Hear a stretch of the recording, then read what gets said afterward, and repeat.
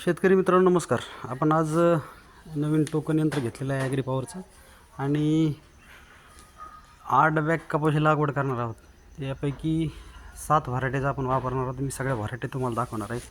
ही आहे श्रीरामची 412. आता हे गोणीवर आथरायचं कारण याला आपण VSIचं वसंत ऊर्जा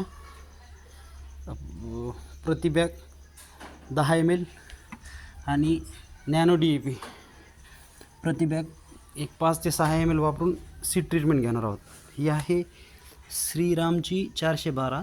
ही आहे बूस्टर जी छावा नावाने प्रसिद्ध आहे मार्केटमध्ये.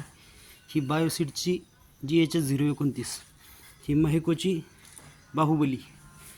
त्यानंतर प्रभात सीडची सुपरकॉट, तुलसी सीड्स कबड्डी आणि